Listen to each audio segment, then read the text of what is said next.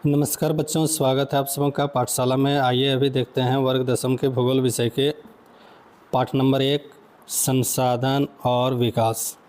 संसाधन और विकास, इसमें हम लोग पाठ्स के बेहतर नोट्स से समझने का प्रयास करेंगे और पूरा का पूरा पाठ को समझेंगे ताकि आने वाले दिनों में जो परीक्षाएं हो इससे संबंधित उसके लिए कोई भी टॉपिक ना छूटे और बेहतर तरीके से हम इसको लिख सकें।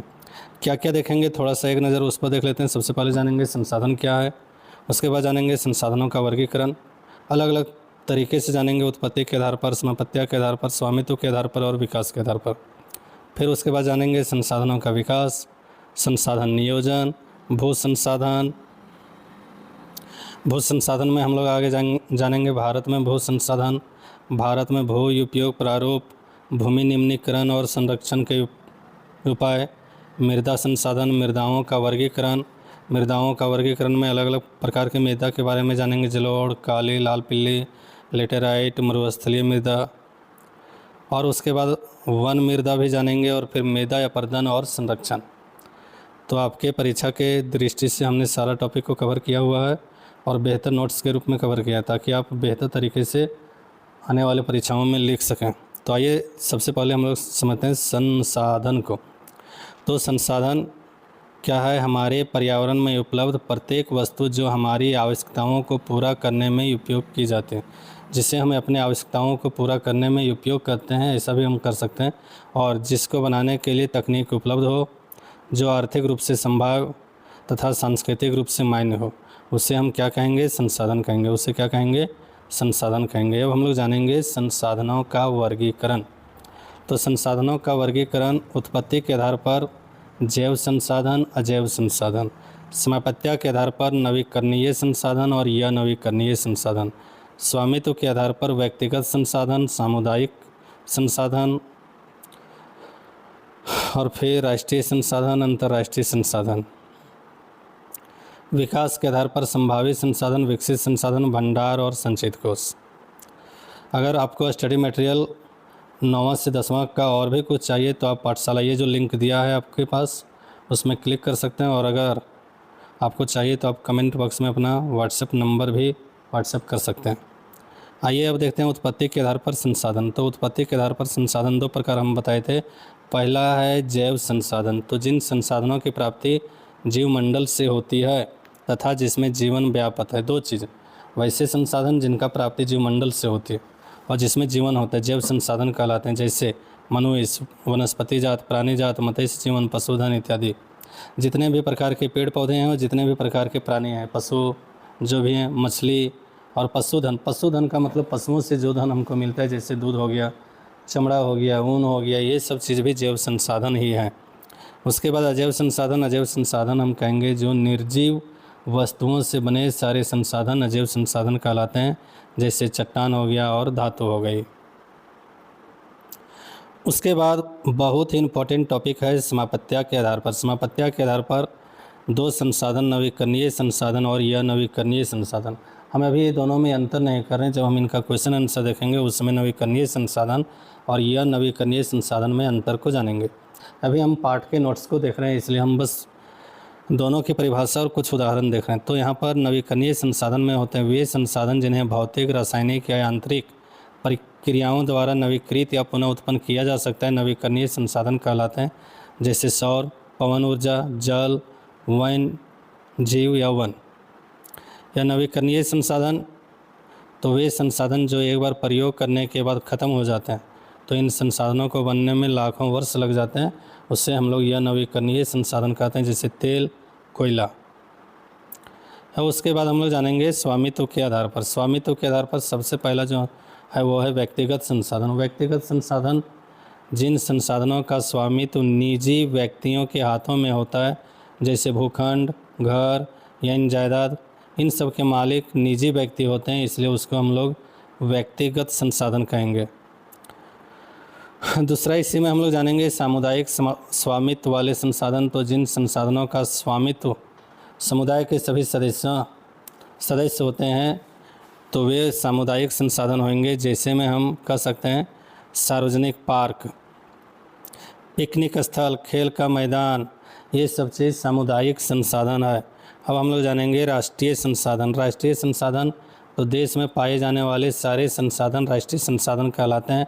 तकनीकी तौर पर ये सभी संसाधन राष्ट्र के होते हैं। एक चीज़ और इसमें हम लोग को जान लेना चाहिए, राष्ट्रीय संसाधन में अगर देश चाहे तो किसी भी व्यक्तिगत संसाधन को अधिग्रहित कर सकता है। इसका मतलब अगर सरकार को कोई काम लग जाए, जैसे सड़क बनानी है, रेलवे का विस्तार करना है, तो उसके लिए किसी की अगर ज़मीन को चाहे तो अधिग्रहण कर सकते हैं। ये राष्ट्रीय संसाधन के अंतर्गत आ जाते हैं। हाँ, उनके लिए जो उनका मुआवजा है वो सरकार के द्वारा दी जाती है। अब हम लोग जानेंगे अंतर्राष्ट्रीय संसाधन। अंतर्राष्ट्रीय संसाधन तो हमारी जो समुद्री तट रेखा है वहाँ से 200 किलोमीटर की दूरी तक, वहाँ तक जो राष्ट्रीय संसाधन के अंतर्गत आते हैं, लेकिन उनके बाद जो दूरी संसाधन है वो अंतर्राष्ट्रीय संसाधन है। तो महासागरीय संसाधनों को अंतर्राष्ट्रीय संसाधन कहा जाता है। इन संसाधनों को अंतर्राष्ट्रीय संस्थाओं की सहमति के बिना ये उपयोग नहीं किया जा सकता। लेकिन याद रखना, अंतर्राष्ट्रीय संसाधन हमेशा वीटो पावर पर ही चलते हैं। अब उसके बाद हम लोग बात करेंगे विकास के आधार पर। तो विकास के स्तर के आधार पर सबसे पहला जो संसाधन है वो है संभावित संसाधन। तो वे संसाधन जो किसी प्रदेश में विद्यमान होते हैं परंतु इनका उपयोग नहीं किया गया है, तो उसको कहेंगे हम लोग संभावित संसाधन। उदाहरण के लिए भारत का पश्चिमी भाग, राजस्थान और गुजरात में पवन और सौर ऊर्जा, इनकी अपार संभावना है लेकिन अभी प्रयोग नहीं हो रहा है, इसलिए ये संभावित संसाधन हो गए हैं। उसके बाद दूसरा है विकसित संसाधन। दूसरा विकसित संसाधन है तो वैसे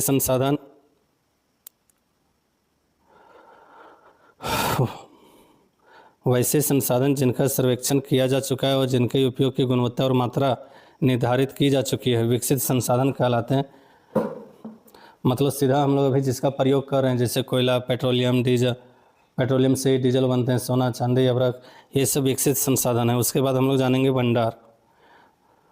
तो भंडार जिनका सर्वेक्षण किया जा चुका है परंतु प्रौद्योगिकी के अभाव में जिनका उपयोग नहीं किया जा सकता, उसे हम लोग भंडार कहते हैं। जैसे अगर हम जल के बारे में बात करें तो जल दो चीज़ों से बनी होती, हाइड्रोजन और ऑक्सीजन से। हाइड्रोजन और ऑक्सीजन से, हाइड्रोजन जलने वाली चीज़ है, हाइड्रोजन जलता है, और ऑक्सीजन जलने में सहायता करते हैं। परंतु अभी तक ऐसा कोई तकनीक नहीं आया जिससे कि हम हाइड्रोजन और ऑक्सीजन को अलग कर सकें। तो अगर अलग करने का तकनीक हम जान जाएंगे तो एक बहुत बड़े भंडार के रूप में मिलेगा, तो जिसे ऊर्जा के मुख्य स्रोत के रूप में उपयोग किया जा सकता है, लेकिन तकनीकी ज्ञान के अभाव में ऐसा भी संभव नहीं है। उसके बाद है संचित कोष। संचित कोष वैसे संसाधन जो भंडार का एक हिस्सा है, जिनका उपयोग उपलब्ध तकनीक द्वारा नहीं किया जा सकता परंतु जिनका उपयोग अभी तक शुरू नहीं किया गया, जैसे बांधों का जल, वन, संचित कोष। इसका मतलब बांधों का जल, तो जल का हम और भी प्रयोग कर सकते हैं। अगर एक बांध हम बना सकते हैं तो उसी प्रकार का दूसरा तीसरा भी बना सकते हैं और वे हमारे संचित कोष में आ जाएगा। तो इसको भी हम लोग देख लें। अब संसाधनों का विकास को देखते हैं, संसाधन कैसे विकास होता है। एक चीज़ आप लोग जानते होंगे, मानव अस्तित्व के लिए संसाधन अत्यंत महत्वपूर्ण है। तो बिना संसाधन का आज मानव का अस्तित्व नहीं है, और ऐसा विश्वास किया जाता है कि संसाधन प्रकृति की देन है। किसकी देन है? प्रकृति की। इसलिए मानव द्वारा इसका अंधाधुंध उपयोग किया गया, जिसके फलस्वरूप निम्नलिखित समस्याएं पैदा हो गई। तो क्या क्या समस्याएं पैदा हो गई उसको भी हम लोग ज़रा सा देख लेते हैं। तो सबसे पहला चीज़ है, कुछ व्यक्तियों के लालचवश संसाधनों का ह्रास हुआ। समाज में कुछ लोगों के हाथों में संसाधनों का संचय का मतलब जमा हो गया, जिससे कि समाज दो हिस्सों में बट गया। एक जिनके पास संसाधन अधिक है, अमीर, और दूसरा जिनके पास संसाधन कम है, वो गरीब। तीसरा, संसाधनों के अंधाधुंध शोषण से वैश्विक पारिस्थितिकी संकट पैदा हो गया। तो अभी आप लोग जान रहे होंगे भारत में लगभग 50 डिग्री सेल्सियस तक तापमान पहुंच गया है, तो यह भी संसाधनों के अंधाधुंध प्रयोग के कारण ही हुआ है। तो भूमंडलीय तापी, ओजोन परत अवक्षय, पर्यावरण प्रदूषण, भूमि निम्नीकरण, ये सब संसाधन के अंधाधुंध प्रयोग के कारण ही होता है। मानव जीवन की गुणवत्ता और विश्व शांति के लिए समाज में संसाधनों का न्याय संगत बंटवारा आवश्यक हो गया है। तो दोनों चीज़, विश्व कल्याण और मानव संसाधन के विकास के लिए। तो संसाधनों का सही उपयोग के लिए हमें सतत आर्थिक विकास की आवश्यकता होती है। सतत आर्थिक विकास का मतलब ऐसा विकास जो पर्यावरण को बिना नुकसान पहुंचाए वर्तमान विकास की प्रक्रिया को भावी पीढ़ियों की आवश्यकता की उपेक्षा न करें। इसका मतलब सीधा समझिए, आज अगर हम लोग चाहेंगे तो संसाधन के उपयोग के बिना नहीं रह सकते हैं। तो सतत आर्थिक विकास, इसको कहीं ना कहीं कहा जाता है सतत पोषणीय विकास। तो इसका मतलब क्या, क्वेश्चन आता है क्या 2 नंबर के लिए। तो सतत पोषणीय विकास का मतलब संसाधनों का पर्यावरण के को बिना नुकसान पहुंचाए और वर्तमान विकास की प्रक्रिया को भविष्य की पीढ़ियों के लिए बनाकर रखें, और उस प्रकार से अगर हम संसाधन का प्रयोग करते हैं तो उसको हम लोग कहते हैं सतत आर्थिक विकास या सतत पोषणीय विकास। अब हम लोग जानने वाले हैं संसाधन नियोजन। तो संसाधन नियोजन एक जटिल प्रक्रिया है जिसमें निम्नलिखित सोपान है। सोपान का मतलब भाग। पहला, तो इसका पहला भाग है देश के विभिन्न प्रदेशों में संसाधनों की पहचान कर उनकी तालिका बनाना। देश के अंदर क्या क्या कौन कौन संसाधन है, सबसे पहले हम उसकी तालिका बना लेंगे, और इस कार्य में क्षेत्रीय सर्वेक्षण, मानचित्र बनाना, संसाधनों का गुणात्मक और मात्रात्मक अनुमान लगाना और फिर मापन करना। दूसरा, संसाधन विकास योजनाएं लागू करने के लिए उपयुक्त प्रौद्योगिकी, कौशल और संस्थागत नियोजन ढांचा तैयार करना। सीधे समझिए, अगर हमारे पास बहुत ज़्यादा सोना है तो सोना का सबसे पहले हम भंडार का पता लगाएंगे कितना है उसके बारे में। दूसरा, हम सोना का प्रयोग किस लिए करेंगे, प्रौद्योगिकी कैसे प्रयोग करेंगे उसके बारे में। ये संस्थागत नियोजन ढांचा तैयार किया जाएगा। और तीसरा है संसाधन विकास योजनाओं और राष्ट्रीय विकास योजनाओं में संसाधन विकास योजनाओं और राष्ट्रीय विकास योजनाओं, ये दोनों में समन्वय स्थापित करना होगा। समन्वय स्थापित करने का मतलब है संसाधन विकास योजना मतलब बहुत ज़्यादा हम संसाधन का प्रयोग न करें, लेकिन राष्ट्रीय विकास योजना अगर संसाधन का प्रयोग नहीं करेंगे तो राष्ट्रीय विकास नहीं होगा। तो हम दोनों में जो है सो सामंजस्य बना लेंगे, समन्वय स्थापित बना लेंगे तो ज़्यादा अच्छा होगा। या उसके बाद हम लोग जानेंगे भू संसाधन। अगर आप लोगों को पसंद आ रही है तो आप इसे अपने दोस्तों के साथ भी शेयर करें और चैनल को सब्सक्राइब करें, लाइक करके हमें बताएं, ताकि हम और भी इस प्रकार का कंटेंट आप लोग के लिए उपलब्ध कराते रहें। तो भू संसाधन, भूमि एक महत्वपूर्ण प्राकृतिक संसाधन है। प्राकृतिक वनस्पति, वन्य जीवन, मानव जीवन, आर्थिक क्रियाएं, परिवहन, संचार व्यवस्था भूमि पर ही आधारित है। ये सारी चीज़ हम भूमि पर ही कर सकते हैं। भूमि एक सीमित संसाधन है, इसलिए इसका उपयोग सावधानी और योजनाबद्ध तरीके से करना चाहिए। आप लोग जान रहे हैं भूमि न तो बढ़ रही है न ही और कुछ, तो इसलिए इसका योजनाबद्ध तरीके से हम लोगों को प्रयोग करना चाहिए। भारत में अगर देखें भूमि संसाधन तो क्या है उसको देख लेते हैं थोड़ा सा। लगभग 43% भू क्षेत्र है भारत में जो मैदान है, जहाँ कृषि और उद्योग का विकास हो सकता है, वो उनके विकास के लिए ज़्यादा सुविधाजनक है। 30% भूभाग पर पर्वत है और वहीं से 12मासी नदियाँ निकलती हैं, और 12मासी नदियाँ भी कृषि के लिए और पर्यटन विकास के लिए अनुकूल परिस्थितियाँ पैदा करते हैं। 27% भाग पठारी क्षेत्र है जिनमें खनिज, जीवाश्म ईंधन और वन ये सब का संचय कोष है। भारत में भू उपयोग का प्रारूप अगर देखें तो भू उपयोग को निर्धारित करने वाले कारक, भूमि उपयोग को निर्धारित करने वाले जो प्रमुख कारक हैं वो पहला है भू आकृति, दूसरा है जलवायु, तीसरा मृदा के प्रकार। तो मानवीय कारक भी हैं, तो उसमें से जनसंख्या है, घनत्व है, प्रौद्योगिकी क्षमता है, संस्कृति है, परंपराएं हैं। यही सब तकनीक के तहत हम जो है सो भूमि का उपयोग करते हैं। भारत में अगर हम देखें तो कुल भौगोलिक क्षेत्र का, चूँकि भारत का भौगोलिक क्षेत्र जो है 32.8 लाख वर्ग किलोमीटर है, परंतु इसके 93% भूभाग ही हमारे आंकड़े में है, क्योंकि 7% जो भूभाग है वो पाकिस्तान के कब्जे में है, चीन के कब्जे में है, या फिर पूर्वोत्तर प्रांतों में असम को अगर हम छोड़ दें तो फिर उसके बारे में जानकारी नहीं है। इसके अलावा हम बोले जम्मू कश्मीर में पाकिस्तान और चीन अधिकृत क्षेत्रों का भूमि उपयोग का सर्वेक्षण नहीं हो पाया है। तो भूमि निम्नीकरण और संरक्षण के उपाय, तो कुछ मानव क्रियाएं जैसे वनोन्मूलन, अति पशुचारण, खनन ने भूमि के निम्नीकरण में मुख्य भूमिका निभाई है। भूमि निम्नीकरण को रोकने का अगर उपाय देखें तो वन रोपण है, चारागाहों का उचित प्रबंध है, पशुचारण नियंत्रण है, रेतीले टीलों को कांटेदार झाड़ियाँ और स्थिरीकरण में बदलना। अगला है बंजर भूमि का उचित प्रबंधन और खनन नियंत्रण। ये सब काम अगर करते हैं तो हम जो है सो संरक्षण कर सकते हैं किसका, भूमि का। अब हम लोग जानेंगे मृदा संसाधन। तो मृदा संसाधन देख लेते हैं। मृदा तथा मिट्टी सबसे महत्वपूर्ण नवीकरणीय प्राकृतिक संसाधन है। पौधों के विकास का माध्यम है जो पृथ्वी पर विभिन्न प्रकार के जीवों का पोषण करते हैं।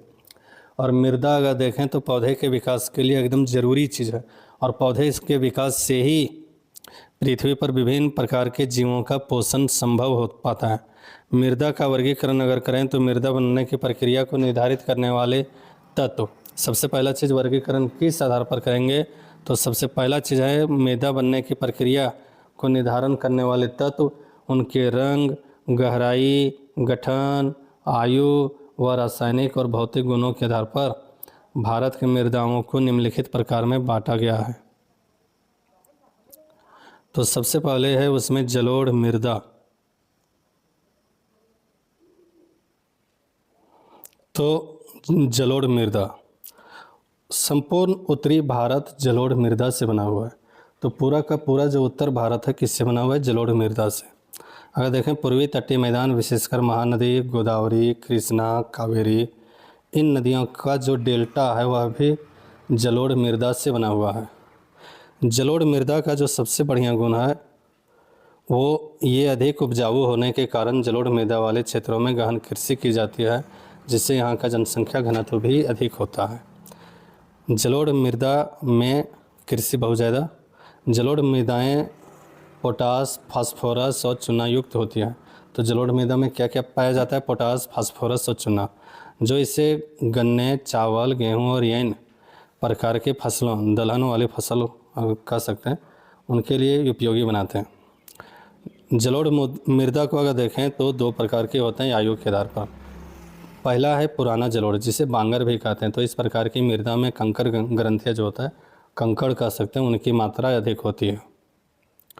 दूसरा है नया जलोढ़। नया जलोढ़ जिसे खादर कहते हैं। इस प्रकार की मिट्टी में मृदा के महीन कण पाए जाते हैं। तो पहला जो है बांगर, उसमें मृदा के मोटे कण, और जो खादर हैं उसमें मृदा के पतले कण, छोटे कण। अब उसके बाद है काली मृदा। तो काली मृदा का रंग काला होता है। इनको रेगर भी कहते हैं। क्या कहते हैं? रेगर। काली मृदा कपास की खेती के लिए उचित समझी जाती है। मतलब सबसे बढ़िया जो कपास की खेती होती है वो काली मृदा में होती है, इसलिए काली मृदा को कपास मृदा भी कहा जाता है। काली मृदा काली कपास मृदा के नाम से भी जानी जाती है। ये मृदाएं अगर देखें तो महाराष्ट्र, सौराष्ट्र, मालवा, मध्य प्रदेश और छत्तीसगढ़ के पत्थर पर पाई जाती हैं। और अगर देखें तो दक्षिण पूर्व दिशा में गोदावरी और कृष्णा नदी के घाटियों तक फैला हुआ है। काली मृदा बहुत ही महीन कणों से अर्थात मृत्तिका से बनी होती है। इसमें नमी धारण करने की क्षमता बहुत अधिक होती है। नमी धारण करने की क्षमता बहुत अधिक होती है, और उसी के कारण इस मिट्टी को जोतना बहुत मुश्किल कार्य होता है। मानसून की पहली बौछार के साथ हम लोग इसे जोत सकते हैं। हम बात कर रहे थे काली मृदा के बारे में। तो काली मृदा के जो महीन कण होते हैं उसके कारण उसे जोतना बहुत मुश्किल होता है, और बारिश की जो मानसून की पहली बौछार होती है उसी समय उसको जोतना थोड़ा आसान होता है। अगर देखें काली मृदा में तो कैल्शियम कार्बोनेट, मैग्नीशियम, पोटास, चूना, ये सब पौष्टिक तत्व पाए जाते हैं। और इस मिट्टी में खेती कौन सी बढ़िया है अभी हम बताए थे, तो याद रखना कपास। उसके बाद है लाल और पीली मिट्टी। तो लाल मृदा दक्कन पठार के पूर्वी और दक्षिणी हिस्सों में रवेदार आग्नेय चट्टानों पर कम वर्षा वाले, यहाँ थोड़ा मिस्टेक है, कम वर्षा वाले भागों में विकसित हुई है। तो लाल और पीली मिट्टी कहाँ पाई जाती है? कम वर्षा वाले भाग में, जो कि दक्कन पठार और दक्षिणी पूर्वी हिस्सा में है। लाल और पीली मिट्टी अगर देखें तो उड़ीसा, छत्तीसगढ़, मध्य गंगा के मैदान, दक्षिणी छोर और पश्चिमी घाट के पहाड़ियों पर पाई जाती हैं। इन मृदाओं का लाल रंग रवेदार आग्नेय और रूपांतरित चट्टानों में लोहयुक्त प्रसार के कारण होता है। तो रंग इसका जो लाल है वो आग्नेय और रूपांतरित चट्टान, जिसमें कि लोहे धातु का कण मिलता है, प्रसार होता है, उसी के कारण इसका रंग लाल होता है। तो एक चीज़ और याद रखना, लाल मृदा ही लोहे के अयस्क के रूप में जो प्रयोग होता है वो उसका रंग भी लाल रंग का ही होता है। अगला हम लोग जानेंगे लेटेराइट मृदा। लेटेराइट मृदा, तो लेटेराइट मृदा उच्च तापमान और अत्यधिक वर्षा वाले क्षेत्रों में विकसित होते हैं। ये मृदाएं मुख्य तौर पर कर्नाटक, केरल, तमिलनाडु, मध्य प्रदेश, उड़ीसा, असम के पहाड़ियों में पाई जाती है। इन मृदा पर अधिक मात्रा में खाद और रासायनिक उर्वरक डालकर ही खेती की जा सकती है। चूँकि लेटेराइट मृदा जो होती है वो अनउपजाऊ कह सकते हैं, वो बहुत ज़्यादा उपजाऊ नहीं होती है, और जब बहुत ज़्यादा उपजाऊ नहीं होती तो उसमें अधिक मात्रा में खाद रासायनिक उर्वरक डालने के बाद ही खेती कार्य हो सकता है। इस मृदा में ह्यूमस की मात्रा कम पाई जाती है। ह्यूमस का मतलब पेड़ पौधे या फिर जीव जंतु का जो अवशेष होता है सड़ने गलने के बाद जो पाया जाता है उनकी मात्रा कम होती है, क्योंकि अत्यधिक तापमान के कारण जैविक पदार्थों का अपघटित करने वाले बैक्टीरिया नष्ट हो जाते हैं। तापमान जब ज़्यादा रहेगा तो जो जैविक पदार्थ को अपघटित करते हैं, सड़ाते गलाते हैं, वो नष्ट हो जाते हैं और उसी के कारण इसमें ह्यूमस की मात्रा कम पाई जाती है। अब उसके बाद हम लोग जानेंगे मरुस्थलीय मृदा। तो मरुस्थलीय मृदा अगर हम देखें ये पाया जाता है पश्चिमी राजस्थान में। कहाँ पर? पश्चिमी राजस्थान में। इस मृदा को सही तरीके से सिंचित करके कृषि योग्य बनाया जा सकता है। अगर सही तरीके से इसको सिंचाई का सुविधा हम व्यवस्था कर लें तो इसमें खेती किया जा सकता है। और आप लोग जान रहे होंगे इंदिरा गांधी सागर जो है, इंदिरा गांधी नहर के नाम से जो जानते हैं, वो राजस्थान के उस इलाके तक ले गया, जिसके कारण आज वहाँ खेती या कृषि का कार्य हो रहा है। शुष्क जलवायु और उच्च तापमान के कारण जलवाष्प दर अधिक है और मृदाओं में ह्यूमस और नमी की मात्रा कम होती है। किसमें? मरुस्थलीय मृदा में ह्यूमस और नमी की मात्रा कम होती है। नमक की मात्रा अधिक पाए जाने के कारण झीलों का जल वाष्पीकृत करके खाने के योग्य भी बनाया जाता है।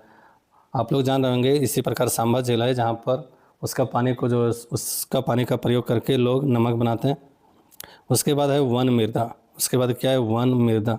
ये मृदाएं आमतौर पर पहाड़ी पर्वतीय क्षेत्रों में पाई जाती हैं जहाँ पर्याप्त वर्षा और वन उपलब्ध हैं।